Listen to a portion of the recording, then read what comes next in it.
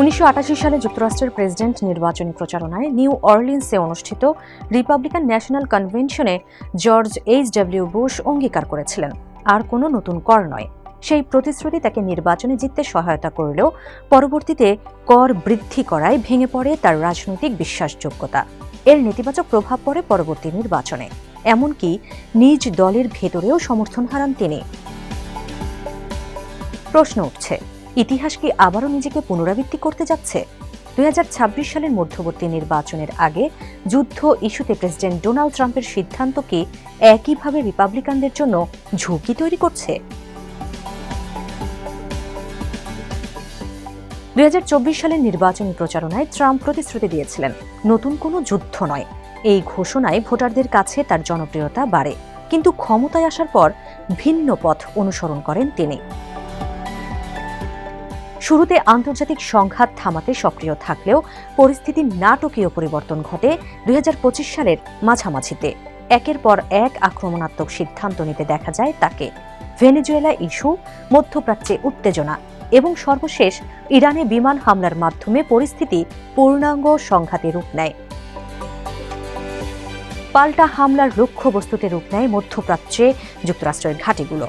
হামলা পাল্টা হামলার মধ্যেই ইরানকে পুরোপুরি নিশ্চিহ্ন করার হুমকি দেন ট্রাম্প, যা আন্তর্জাতিক রাজনীতিতে নতুন উদ্বেগ তৈরি করে।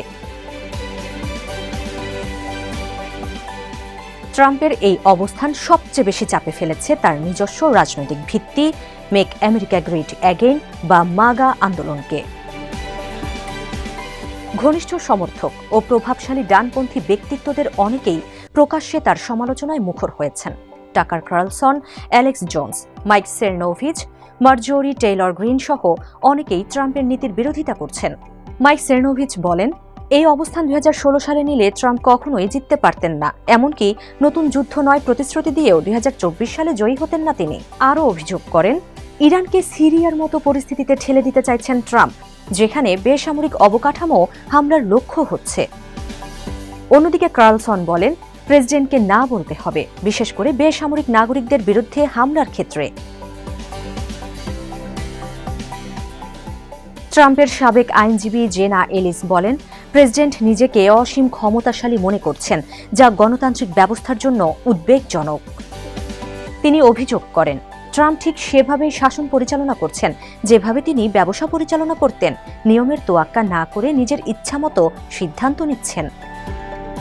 এমনকি প্রশাসনের মধ্যেও ট্রাম্পের সমালোচনা হচ্ছে।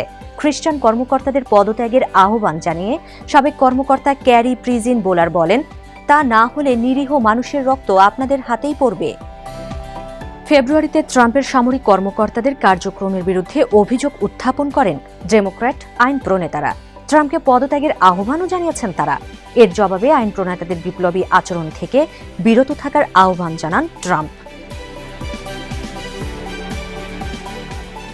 শুধু বিরোধী দল নয়, রিপাবলিকান শিবিরের ভেতরেও প্রশ্ন উঠেছে।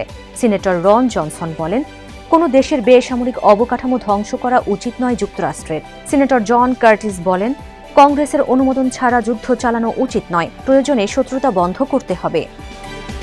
ট্রাম্পের কৌশলকে ভুল ও অচল পথ বলে আখ্যায়িত করেন অর্থনীতিবিদ অরেন কাস। তার মতে, এই নীতি যুক্তরাষ্ট্রকে কৌশলগত ও নৈতিক দুই দিক থেকেই বিপর্যয়ের দিকে ঠেলে দিতে পারে। যুদ্ধ বন্ধে কংগ্রেসের ওয়ার পাওয়ার্স অ্যাক্ট প্রয়োগের চেষ্টা ব্যর্থ হয়েছে। আবার যুদ্ধের আনুষ্ঠানিক অনুমোদন বা অর্থায়ন প্রস্তাবও কংগ্রেসে পাশ হয়নি।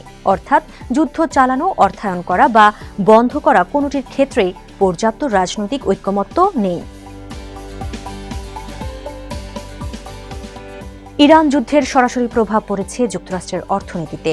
জ্বালানির দাম প্রতি গ্যালনে $1 বেশি বেড়েছে, পণ্যমূল্য বৃদ্ধি পেয়েছে এবং সাধারণ মানুষের জীবনযাত্রার ব্যয় বেড়েছে। ফলে ভোটারদের মধ্যে অসন্তোষ বাড়ছে।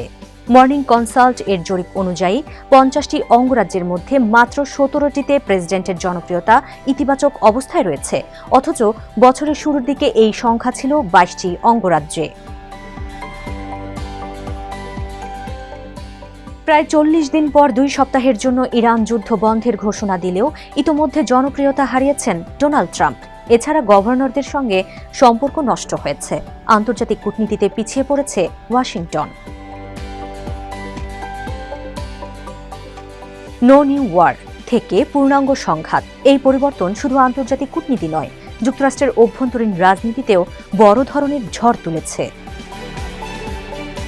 ট্রাম্পের এমন যুদ্ধবাজ মনোভাবের কারণে 2026 সালের মধ্যবর্তী নির্বাচনে হাউস ও সিনেট দুই কক্ষেই সংখ্যাগরিষ্ঠতা হারানোর শঙ্কায় আছে রিপাবলিকান পার্টি। George HW. বুশের মতোই প্রতিশ্রুতি ভঙ্গের রাজনৈতিক মূল্য দিতে হতে পারে ট্রাম্পকেও।